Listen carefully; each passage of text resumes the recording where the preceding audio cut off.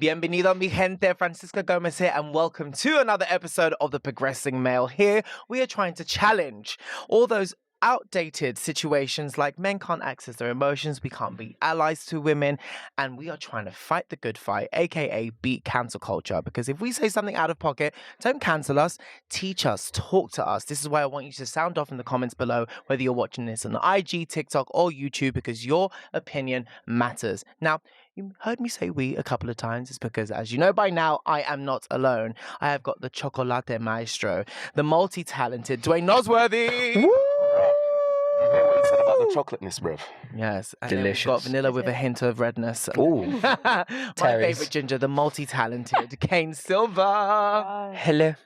And in case you haven't noticed, it's time for another guest, which we are so excited about.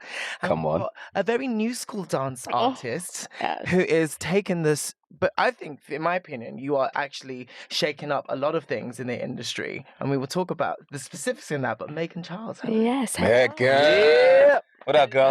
He says Markle. That's a different Megan. Megan, Different one. I am a Charles, though. thank you. Are you? Well, my last name's Charles. So No, just do you have another middle name though?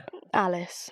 Oh, Oh, it's kind of cute, right? do Alice too. Yeah, They're all do. quite royal names. Do you know Yeah, what I mean? White aristocrat.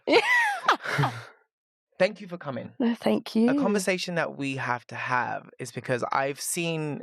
So the way I know Megan, for my viewers and listeners, is that she would occasionally do my class. I teach a regular class, and then we ended up doing. Well, it was my first film. Was it your first film together? Second. Second, so she beat me to it.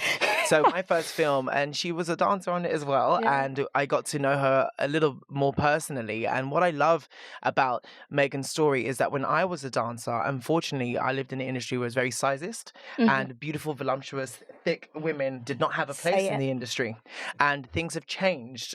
But what I saw and what I gathered is that it changed only in the surface. Yes. Because let's start off from the beginning, because the stigmas attached to a woman being of a thicker build is that they are unhealthy, that they are lazy. So talk us through, like, it's unfair because some people are born thicker and Yep. some people want to be. You know what I mean? It's not a choice per se. Let's go back before you put your dance shoes on. What was Yes. life for you? Life for me was a little town. I lived in a pub. you. For 18 years, and I had horses. I just lived my life like Hannah Montana did. It was very me. And then my school life was like primary school. Mm-hmm. Year 6 to year 11 took a turn for the worst for like bullying. That's when it kind of like all started. Because of your weight? Yeah, 100%. Really? Yeah, 100%. And it was like my life up until year 6 when you're at school. Mhm. Yeah. Last year of primary school. Yes, Yeah. it kind of was like, I noticed that I was like chunky, like I was just a bit thick, Mhm. like just small. And then I started getting bullied before going to secondary school of like, like you're fat, you can't sit with us. Purely like- because of your weight. Purely because of my weight.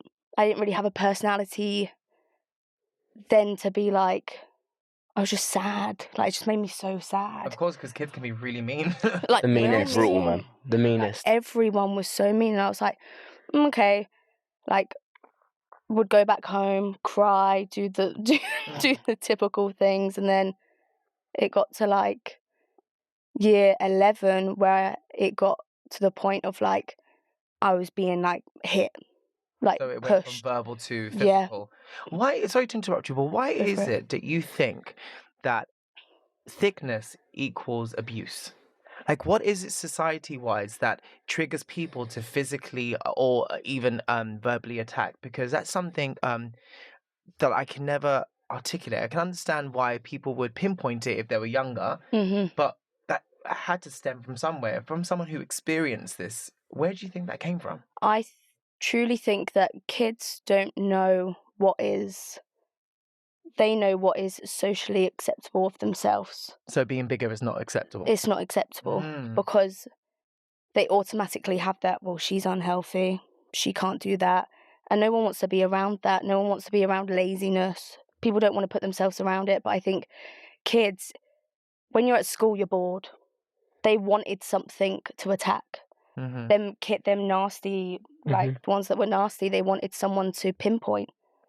And that just so happens that I was probably one of 3 in my whole school that was big. So I was just one of them, and it was girls.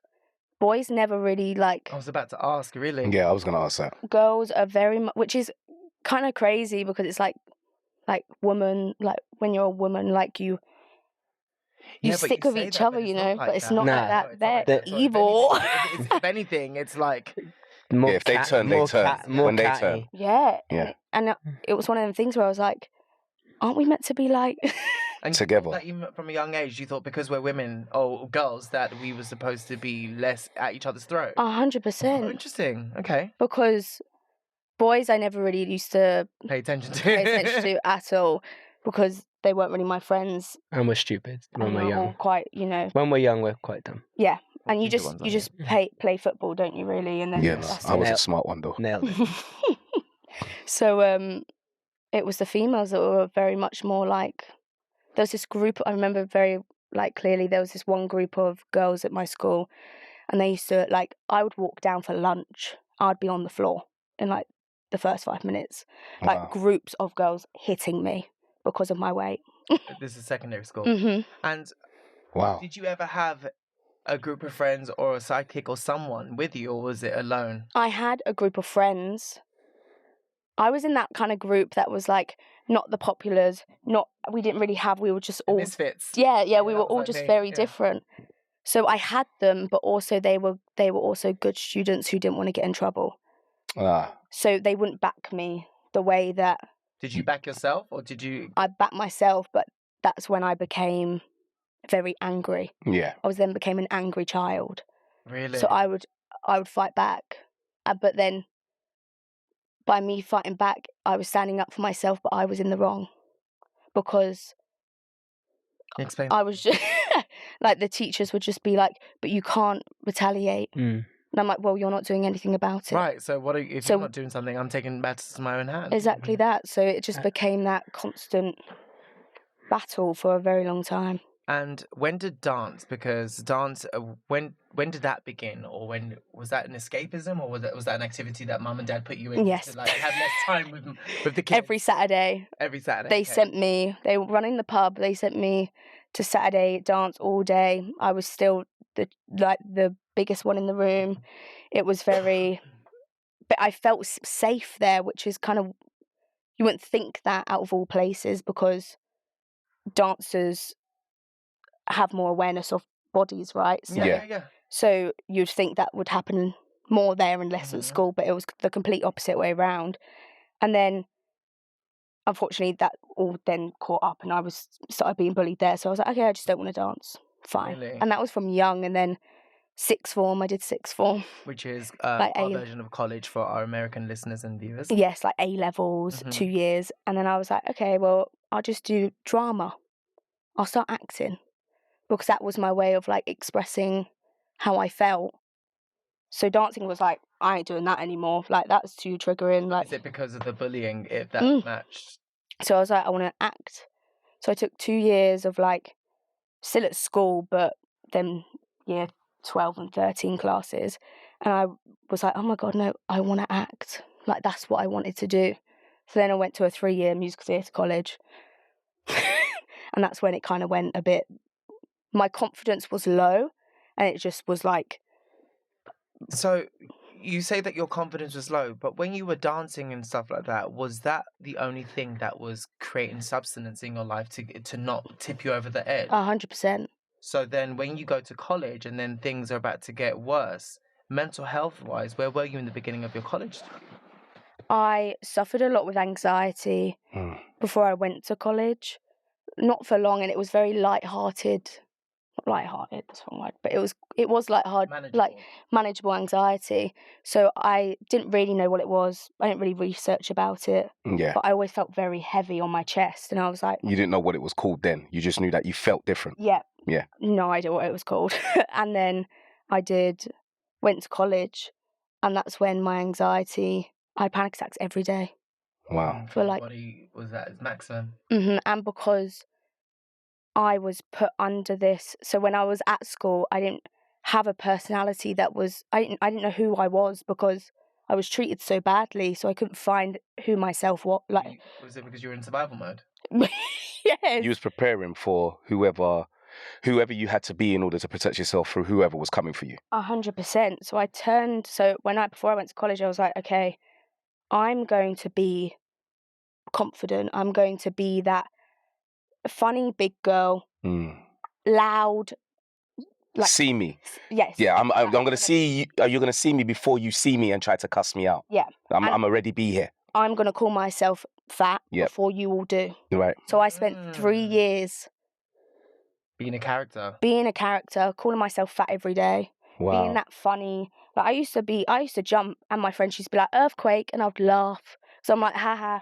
Because I used to do that to myself. I couldn't really blame them, but I could to an extent. But you have these moments of like, I'm gonna pretend to be someone, so you don't have to hurt me. Do you know what I mean? But Wow. did you realize that later, or did the hurt, was it neutralized because now what you were being attacked for, you actually made it into a joke? Yeah. And did 100%. But was that genuine, or was it now you're like, actually that's quite harmful? So harmful. Really? So Because harmful. it went past the joke, right? Because maybe you didn't deal with the trauma that you had spent that you experienced in like, primary school and secondary school. I only dealt with my trauma this year.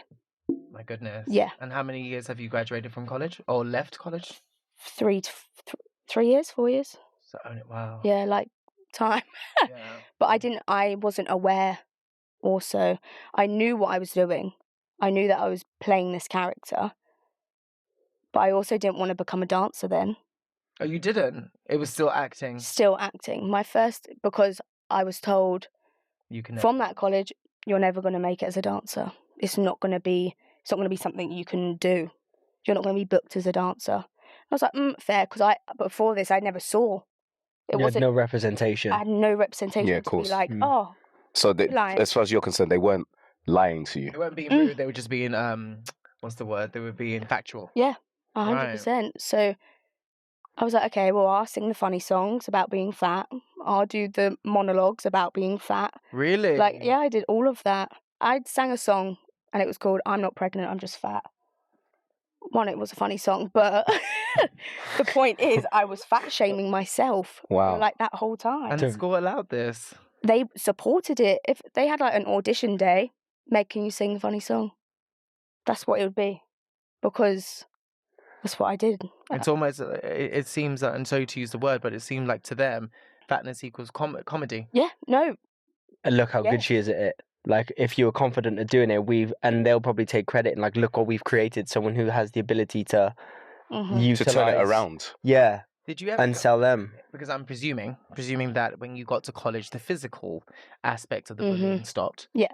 But what I realized with my kind of navigation through bullying is that if it's not pronounced and announced, it takes a different shape when you go to different institutes. So when it stopped physical in secondary school, how was it shown in your college? Was there teachers or people in particular where it took a new form?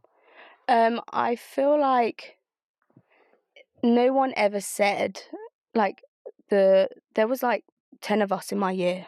It was a small college, like there wasn't a lot of us.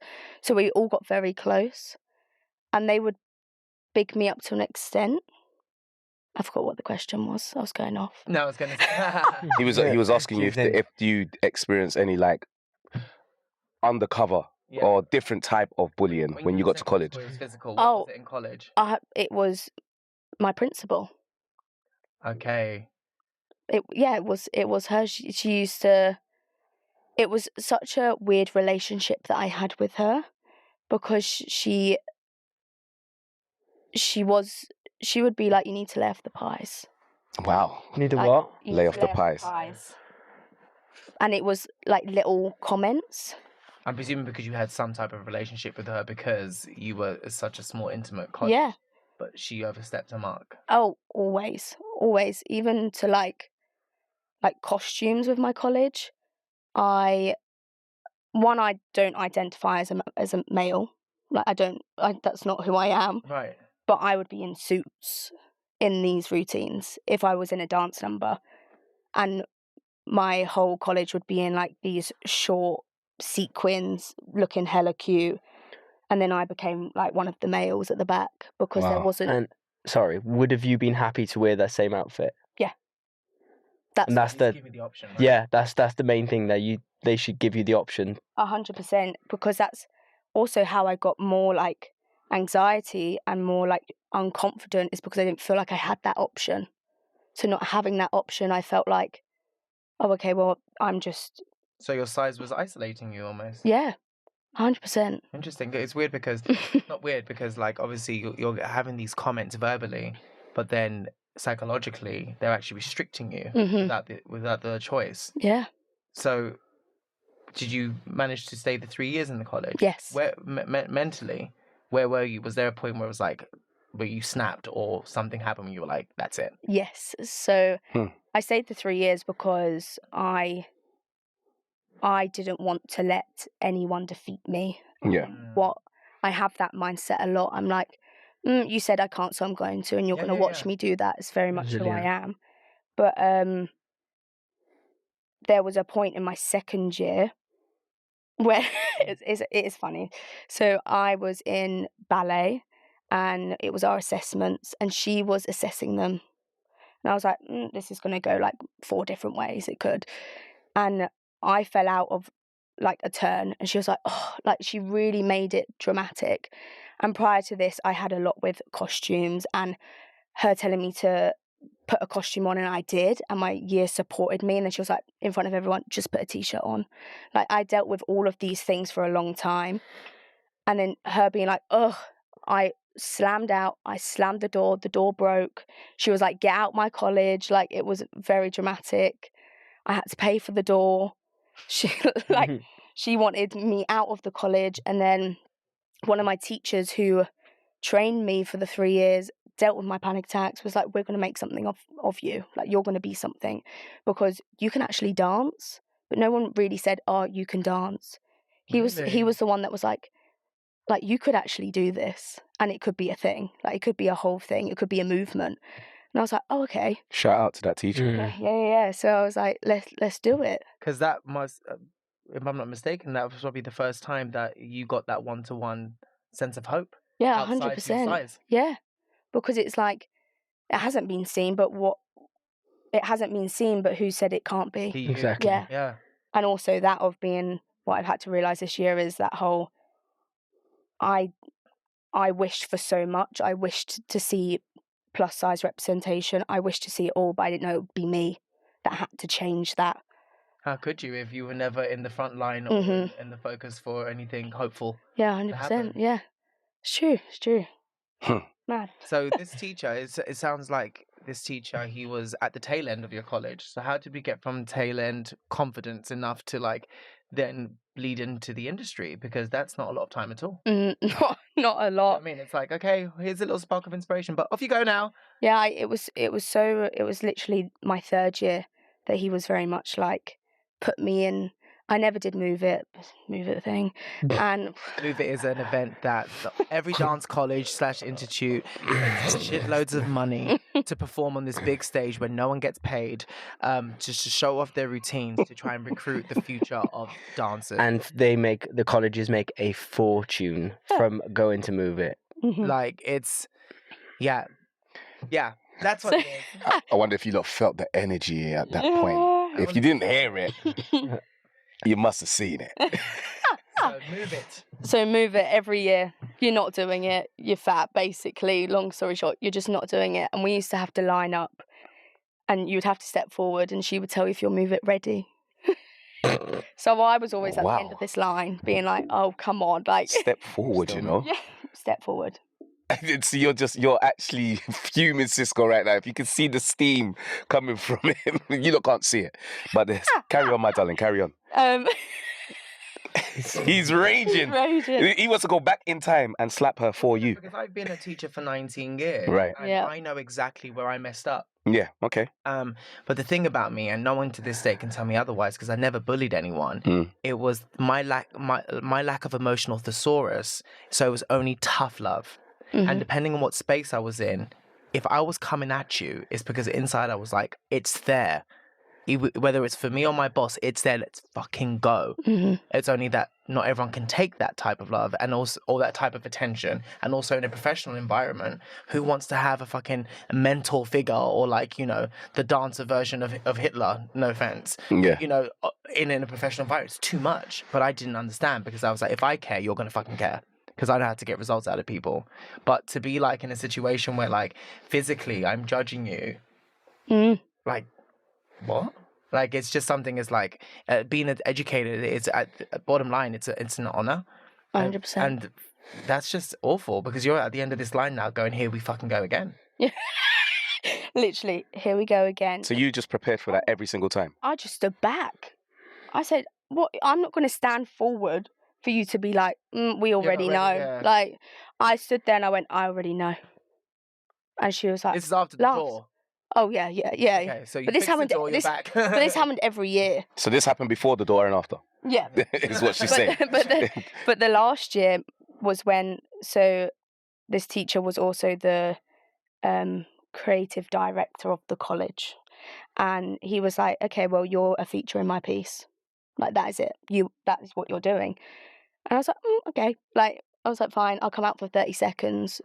I really want to know this teacher's name. I'm not going to lie. We're not normally... You might know it. Do you know Sam Stanley? Yes, Yes. I do. Shout out Sam Stanley. Yeah. Shout out. I don't know you, bro, but... But what He's happened to your great. acting then? Sorry to interrupt you, but what happened to your acting? Is it because... yeah, what happened? I fell out of love with it because it was... Saying that, I would like to do it now. I Yes. enjoy it. But... You'd be good. Thank you. But it just got so shattered because we stopped having teachers that actually taught us acting. Like, Okay. it all got very, like... I learned about Shakespeare a lot. And I'm like, I want to learn about other things. Yeah. I want to do other It was things. one note, so it didn't give you the inspiration. It didn't fulfill me the way I know it could now. So acting's still a thing for me, but not... I wanted to prove people wrong. Right. And so I was like... So Sam, this choreographer, creative director for the piece, gives you that chance. Yes. What happens? How did you even manage to do it? Because wasn't the head mistress going to be like, actually, you sure about that? Yes, well, she was, but in my third year, Sam kind of made her understand that it's okay to be whatever size you want to be. Like, we had to, like, educate her. So sometimes it's like, I'm mad at you, but let me educate you. Because it's always the best, like, it's the better thing to do. So it was more of like an education situation. Did she listen? Sorry, Cisco. Did she listen? She didn't really have a choice because I did it. Well. But I had a phone call with her the other day where Oh. I did this. I'm going off track. No. I did this job recently, and every job I have done, it's always been my dream to do these jobs, but it's always a costume situation, a costume issue on every job I've done. But this job recently, the outfits came out, I blocked my mood. I go inside myself, energy is gone. And I don't want that as a professional dancer on a job to feel like that's what happens to me. So I was like, okay, the shoot is tomorrow. Like, this is Ann Summers. Like, I'm very exposed. So I was like, okay, I'm going to call my principal and we're going to have a conversation. Wow. So I can move on. Because she is that block for me. She's created, she's created this for you. Yeah. So you were in a job and you were like, the reason why I'm feeling like this is not necessarily, per se, my size. It's because of the trauma that I didn't do. It's because of the line, Cisco. It's because of the line that she had to line up in. So every time she goes to that costume thing, she remembers that line. You like that one, bruv? I'm really good at this stuff, guys. I'm here all day. Love you. All right. Thanks, mate. So I sent her a message. Hello. Fucking bitch. Oh no, I wish. But I was like, I can go about this two ways. And I was like, okay, we're on the phone. I was like, I want to understand why you treated me the way you did. No. Wow. So I can move on. But I need to understand that. Wow. That's really, really, really, really grown of you. Thank you. Because I didn't want to be like, you made me feel like this, you did this. Like, she knows what she did. I don't need to remind her. Very true. And that's not going to help you. No, I don't want to relive that every time. So I was like, I just need to understand why you put me in different costumes, why you made me feel like this. And she starts crying. She's bawling. Because she wasn't, if she was defensive, she would feel like she was right. But it's like she cried and was like, no, I did bad and I feel bad. But she just cried. She didn't really say a lot. I just spoke. But To be honest, her crying was her telling you exactly what it was. Even though she could have said more, which I'm sure you deserved. yeah. But her crying said it all. She knew that she'd done wrong. And that is at least a start to knowing and helping you move on. Like, cry me a ripper, bitch. Stop it. We got to keep him cool over here. You didn't join me on that. You're meant to always join me on keeping Sorry, him I'm so intrigued in this Oh, chat. it's funny though. I get it. Well, what can I say, guys? I'm a funny person. All right, mate. So, you're on the phone. Yep. She's crying. Mm-hmm. I don't know about you, but that's not enough for me. I need you to cry me a river, bitch. Yeah. This is years and years of trauma, and it happens to 2 counts of 8, which is roughly 3 seconds of my non-dances. How Wow. does that make you feel? Because honestly, not that I want to see someone suffer, but it wasn't that easy for me. So, bitch, it's not going to be that easy for you. Like, we need to get into the intricacies of this moment. 100%. And I feel like when I used to cry at college, she'd be like, why are you crying? So I said exactly the same thing. I said, why are you crying? You don't really deserve to cry right now. If anyone's crying, it should be me. Like, you What a put me through a bitch. lot. So, You said that? yeah. Okay, carry on. Please, continue. See, that's what I mean. That was Petty LaBelle. Yeah. I had to get something out, you know. Hello Bell came out. But she was very much like, I just wanted you to dance. I didn't care what you wore. And I was like, but that's because I had to provide all my costumes because you couldn't provide me with one costume. in the fucking suit all the time. I was in a male suit at the back, giving you for a very long time. You did the B choreography. The fillerography. Yeah, all the like time. I was a filler in shows. The funny fact songs used to come out on the shows. I was the filler. My first ever song at college was Mabel's Prayer. For those that don't know what that's I don't know what that is. That is at the end it says I'm the world's fattest dancer. And that was my first song ever. And were you Your solo song, sorry. were you told to sing these things? Yeah, I didn't have a choice, and back then I had my whole year behind me pretending to eat hamburgers and things like that. That was my first song. The hoops are coming out. I'm like, are you kidding me? No, not at all. That was You hear it. I couldn't even sing the song. Yeah, it's funny. I couldn't even hit that I note. can't even sing. No, I mean, I was gonna say. I bet she can. She's like, I mean, Look at the attitude though. Look at She's she's like- like, hey, no, don't get twisted. All that top off, she can't sing. So She's like, I'm not Mariah Carey, but yeah, you know. I couldn't get them high note. Everyone go listen to that song. It's high. It's from Fame. Oh wow. Yeah, it's a high. What's the song again? Sorry. Mabel's Prayer. Mabel's Prayer. Okay. Yeah, it's real high. Wow. It's about stop eating and stuff. It's quite a lot. Basically promoting bulimia. Yeah, To stay in this. yeah. Yeah. We used to get weighed a lot, and I refused. I'm a bad bitch, but back to the conversation. She just wanted me. She didn't really have a lot to say, but after the conversation, I literally went like this, and this weight came off me, and I felt liberated, so liberated. I was like, well, let's go do the shoot. Let's go be a bad bitch. Yeah.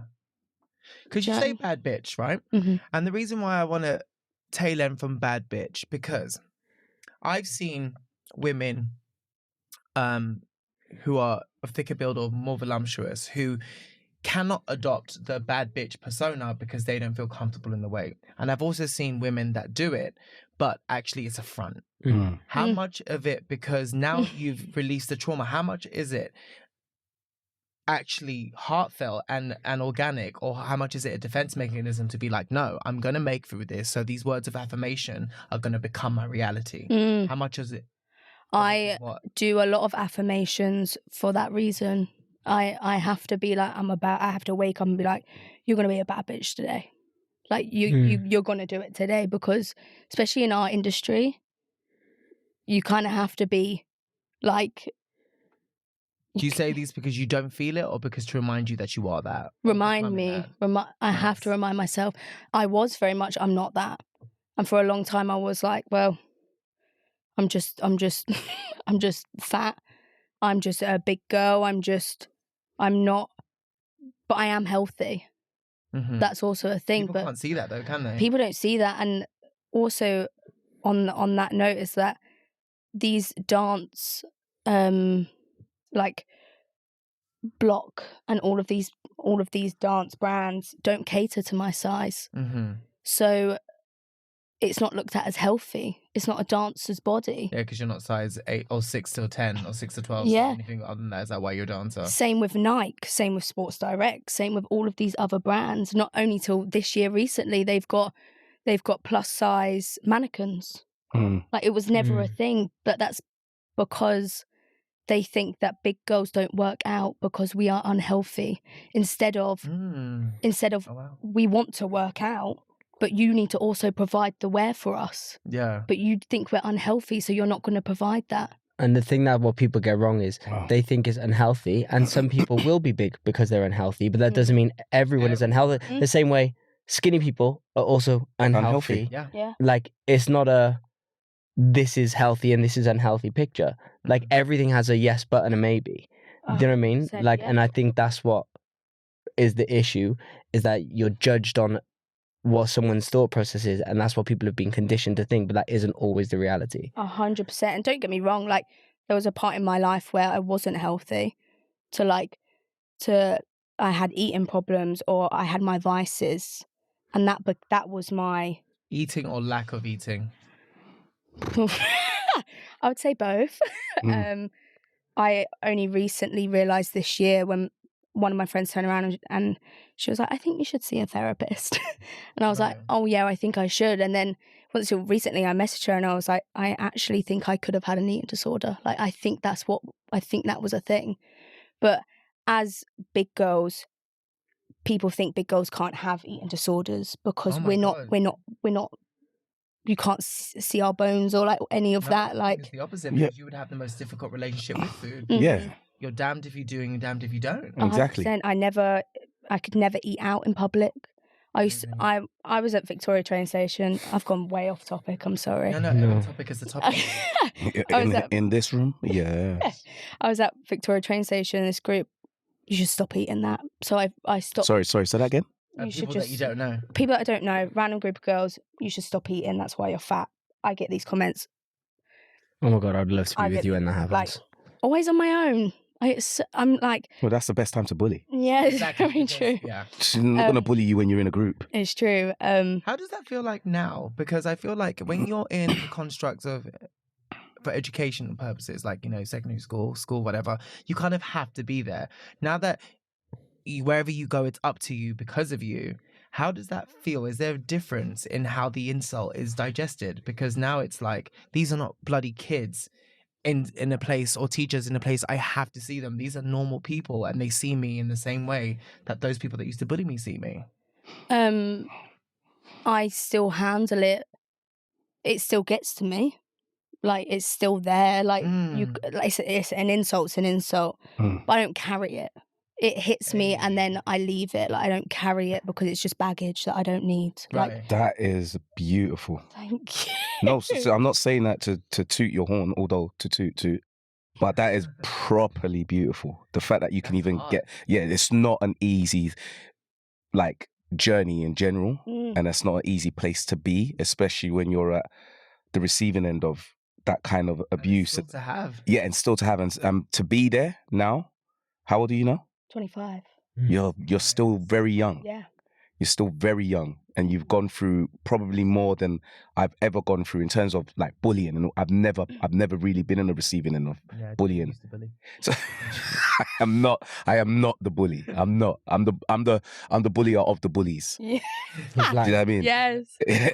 Yes. Let circle you back. So you get this featured role, and Yes. for your self-confidence, that obviously does huge amounts. Yes. From there, what was the ingredients that you took from that performance to actually working? Because what's the bridge between you leaving college that year, Move It, which I presume is a monumental part for your dance career, because it reintroduces you to the love that you actually had for dance. Yeah. So how did we get from that moment to professionally working? I left college after my 3 years, and I was like, okay, I need to move to London. I need to make it happen. I don't know how. Let's make it happen. And then I trained for like 2 years at base. Like, just doing classes. Yeah. But also still very, still very triggered and very like, I didn't mentally want to get better. So it was still quite raw for you. So it was very raw. I was going to classes that were popular, not classes that were actually going to benefit me. The ones with the empty calories, I call them. Yeah. Empty calorie That's classes. so much. Exactly. This man, I know. you got better analogies than me sometimes, man. You know, it's your one-liners. They're beautiful. Carry on, Meg. So sorry. That's absolutely fine. I used to just go to classes literally for the longest time, and then something switched in my brain. I couldn't even tell you what it is. I don't even know what it is. And I was like, okay, I actually want to be a professional. Like, I want to book. And then I booked my first job, which is an Adidas campaign. Oh my God. What? I love that. What a beautiful first job. Perfect. That's a very lovely. I'd love to know what switched you, though. I would love to know what just kind of went.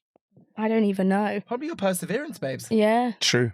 There was a lot of mental battles that you kind of just have to figure out Is real that because fast. when you go to class, when you started going to class, as much as you wanted to be involved, you're like, fuck, are people seeing me as the F word? Are people judging me? Even now, when I'm in a room, I always feel like I have to prove myself more than anyone in that room. Wow. Even on jobs, I feel like I'll go to Cisco's class and be like, well, all these people in this room are going to judge me. Even before they're really not. They're thinking about themselves. But there was a point in my life where I was like, I have to be better than what they think I'm going to be. To break that stereotype. To break that stereotype. You can't do it. Wow. But that's what's going to make your greatness.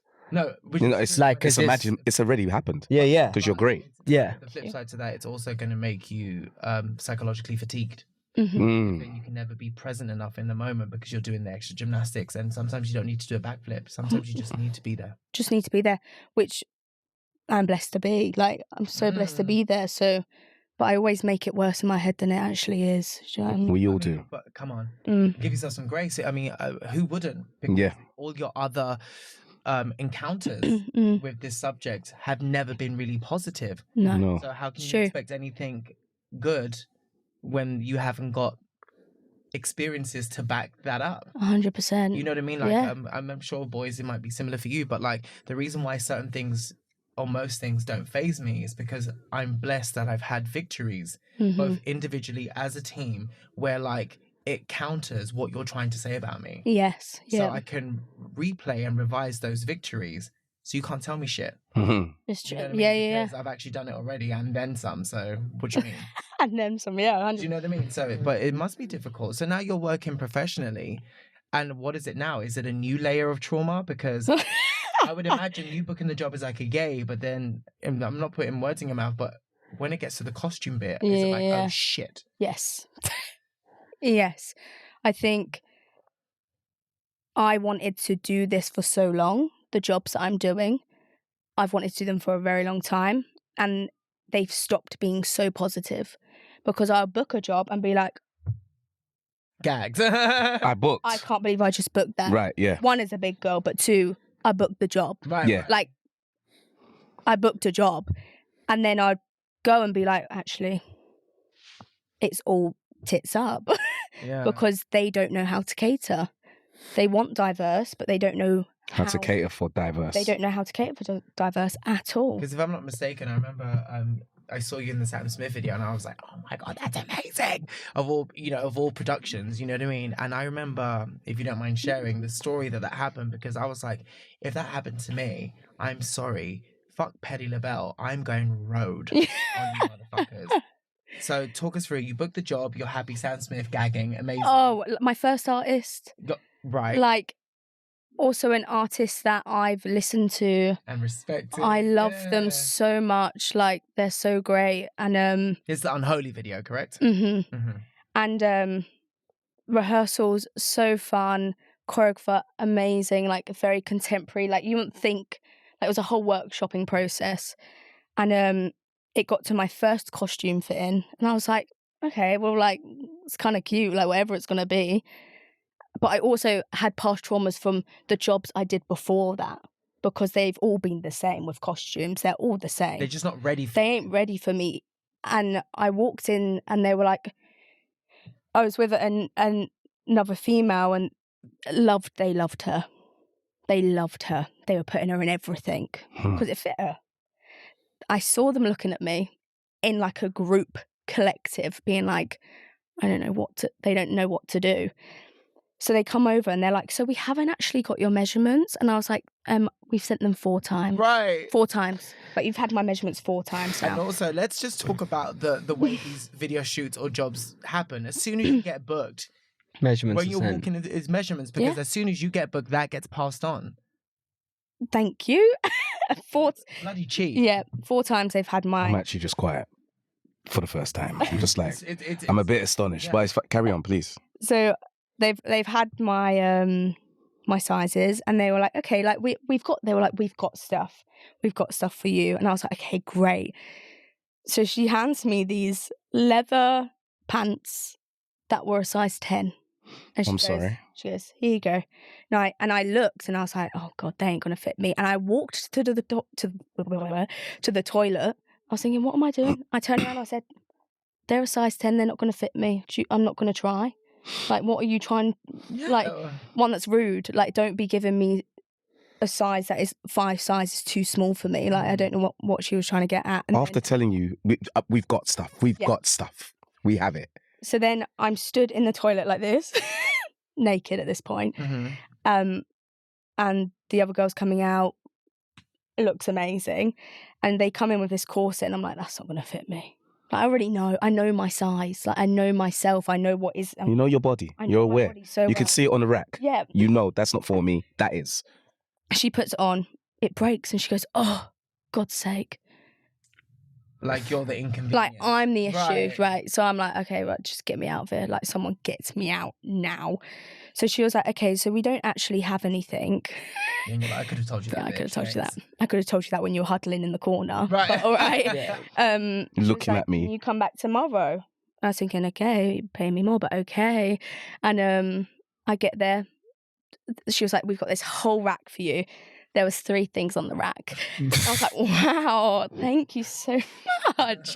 These people. There was this. It's taking it. And it was this corset, and it was kind of cute. I'll allow it. It was cute. And they're putting it on me, and the corset ends here by my side. Oh, so it doesn't even wrap up. It doesn't fit me, baby. It does not fit me. And so they're pulling me in with rope. It's cutting my back. It's not cute. It's like I'm standing there like I don't even know what to say, because at that point, for me as a big girl, I feel privileged to be in that room. So for me to say something, I feel like it's not your I'm being a place. diva. Do you know what I mean? Yeah. And you know, by the way, we all felt like that. It's not to do with size. Because of the lack of decorum and respect that our department gets. As soon as you pipe up for something that can be as small as this doesn't fit me or I feel uncomfortable, whatever, because that's exactly where they go. I felt like that on jobs. Okay, I had a fit in last week. Felt the same way. Said I can't lift my arms. Felt uncomfortable telling them, it's my job to lift my arms. Yeah. Because it's like, where the inconvenience? When it's a fitting, it either fits or it fucking doesn't. Let's Yeah. keep it moving. Yeah. It's the point of the fitting. Yeah. Like, True. So you sucked it up, basically. You're like, I have to keep quiet. Yeah. And then you're... And then they were like, okay, so we'll sew it, we'll do all of this, we'll figure it out for your shoot tomorrow. And I was thinking, all right, because I know how this works, and this happened to me many a times. It ain't going to be ready by tomorrow. You already know the formula. I already know. I already know. And it comes to the shoot, they didn't touch it. So I then was being roped in for a longer than 12-hour shoot, roping me in with rope. And they just covered the back with more fabric. That was their idea. So you couldn't see the rope. And then it wasn't till we got on set and Sam went to me, "Are you all right?" And they were like, "It just looks really baggy. It doesn't look like I'm like sucked in." Yeah. And it took for the artist to back me up to say something for them to figure it out. It was kind of crazy. How uncomfortable, and how, like, for Sam Smith to clock. Yeah. And have to do it for you. So what happens then? So then they, for that shoot, I was bleeding, my arms were bleeding. You were bleeding. There was like wire hanging out, so all Wait, there's now blood. There's now blood Yeah, involved. because she's been tied with a bloody rope. Yeah. So you're all wires chafing, coming obviously. out. It's like, No, there was like wires coming out where they've cut it, And so it doesn't fit. So it's so like, there's not even no safety precautions No. made. So at this point there's like a car on set, like dust.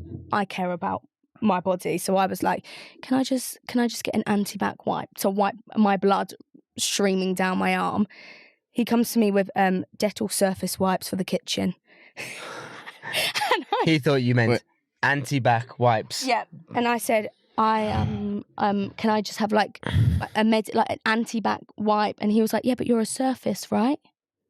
I was like, you could just call me a A surface. fucking surface? What does that What? mean? What? Surface wipes. And he was like, yeah, but you're a surface. Wait. Was that him trying to be funny? Yeah. No, that was I don't really know. rude. Yeah, either one. It was probably both, no, but he was either cussing way. her. You know what? At that Do point, you know what it is? And it goes past society. straight box. Dancers are not seen as fucking people. Remember, we talked about this in another episode. We did. And so what they think they can make these comments Mm-hmm. when really you don't see me eye level, and because you don't see my eye level, you say things that make me feel like an object or I'm less than. Yeah, 100%. And We were just talking about this in a different it's episode. very true. Megan. It's very true, though. And so What? that all happens, and I was like, There's more. I was, oh, babe. I'm still not at a point of speaking up. And do you know Fionn? Mm-hmm. Tall. She was on the job with me, and she was the one that was like, you need to speak up because this is not right. But I was like, yeah, but I can't. Like, I can't speak up. She was like, no, you can. Like, you can speak. Like, say something because this is not right. So I then, after the bleeding and a lot going on, I went and said, listen, like, this needs to be fixed because I don't feel comfortable, especially with, like, they undid the back and my back was raw, like it wasn't cute, and they got a what's it called, latex, a latex woman in to latex the whole back of the corset. While it's raw. No, like for the next day, it was 2-day shoot, Okay. so they latex the whole back of it, and then it was fine. Then I was like, right, so why couldn't you have done this? Like, why couldn't have you done this at the start?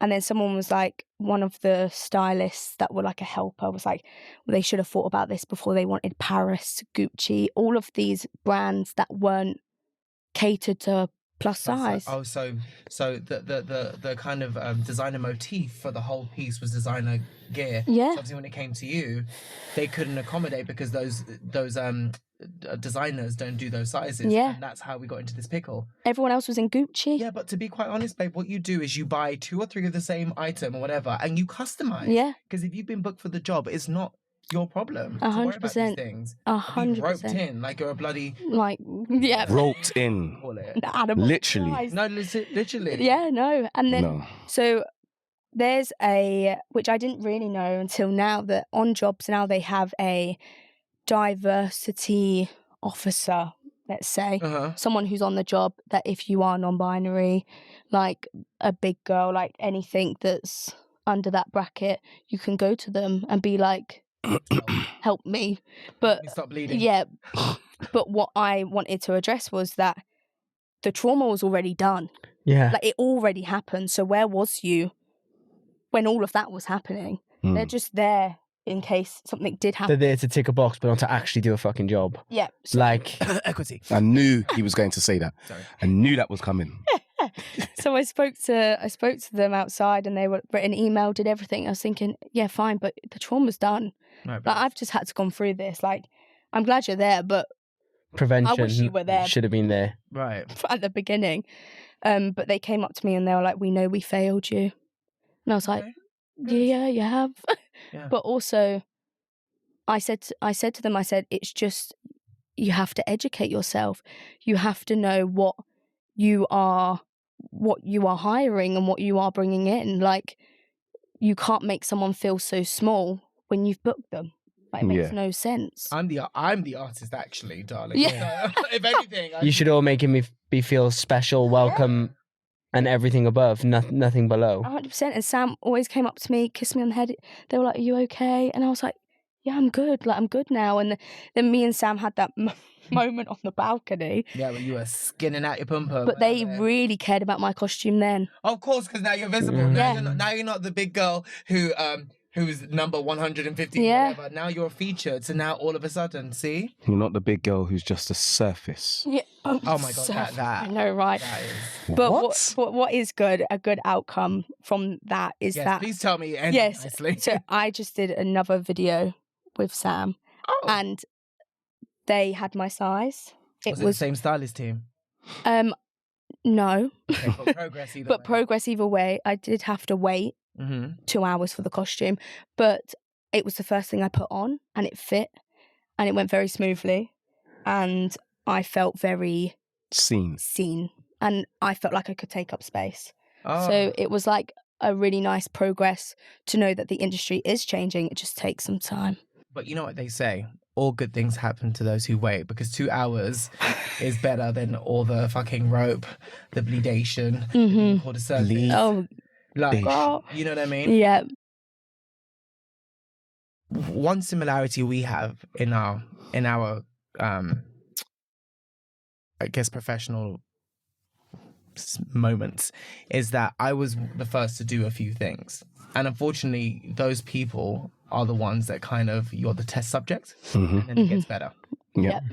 And I hope you see the importance and the value that you, and that one thing that was such a frowned upon, judged thing, which is your body. Look at the changes it's going to make, because now departments are going to be ready. There's going to be more plus size beauties in videos, 100%. and they're going to be seen, Yep. and they're going to be treated just like everyone else, and not like a surface or the other dancer or the extra. So unfortunately, you have to not literally take rope, but a few lashings, you know what I mean? Because it will get easier because of you. 100%. And it completely cancels and defies everything that college or schools, what they try to bring you down for. Because you know what's funny? If you look back to those people, they're not all going to be performers or dancers, but who has made it? Yeah. ... I am the only dancer from my year that carried on. Come on now. I know. You know what I mean? And you didn't even want to do it. And I didn't even want to do it. It's true. So where are you now, Megan, with it? Where are you, like, when it comes to your size, your mental health? I'm in therapy. Amazing. Beautiful. Which, Talk about therapy a lot here. yes, which is something that I needed to do for my internal self. Yeah. Because my mental health is better than it's been ever. Amazing. I don't suffer really with anxiety, which is great. I think I've only recently started taking ownership of who I am and ownership of what big girls can actually give and like offer to the industry. So I think it felt like a lot of weight, but now it's like, oh, I'm ready to do this, and you're gonna watch and see what kind of happens, you know. So I feel very empowered and liberated, and Amazing. yeah, That's I feel beautiful. great. May I say something though? Yes. Careful with how much you want to show and prove, because the only Yes. person that it needs to be is for yourself, and Yeah. you're actually doing that. 100%. Because you realize the less that you make it about a ta-da moment, the more that people watch. As soon as I understood volume control, I understood that my success or what I'm trying to prove has to be for myself. Oh my God, the masses. I started judging TV shows. I started doing all these things bigger than dance because it wasn't me trying to prove or trying to like make my mark. Because You're so right, I was being ostracized and bullied for certain things. Yeah. And I was like, I'm just trying to do me, motherfucker. But as soon as I made it about me, I mean, there is no lid, there is no ceiling then. yeah, there isn't. Very true. People gravitate towards that because Very true. it's more authentic, but for you, it's safer. Yeah. Because then you're never trying to find validation from an outside source. You are the source. I am the source. You are. Thank you so much for sharing that. Thank you. It's what a dynamic and tragic, really, the fact that our industry in 2023, you know what I mean, like that we're actually going through anything like this. Simple as clothes, and what the drama and the psychological fuckery that it can cause. 100%. Let's not underestimate that. Real talk. So thank you so much. Thank you. Honestly, because You're amazing, babe. You should be so proud of yourself. Seriously. you should be. I am. I am. That's I right. manifested this. Do you get me? Come I on. really did. And know that you are fucking epic inside and out. Thank you so much. And we'll see you on your 10th movie soon. What, the one that we're directing? Oh, come on. My progressing question is, it's actually directed to a certain type of people, bullies or people that have caused pain. If you go back and take accountability, because it's clear whether you're the person receiving the trauma or giving it, sooner or later we're going to have to rewind and go back to press full stop and start a new chapter. Does that mean that you owe someone a sorry? Does that mean you owe someone a goodbye? Or in the receiving end, or giving it? Can you go back to fix something? Because I think that's the only way really to have progress. Keep it real, keep it respectful, but remember to keep it real without the spiel, guys.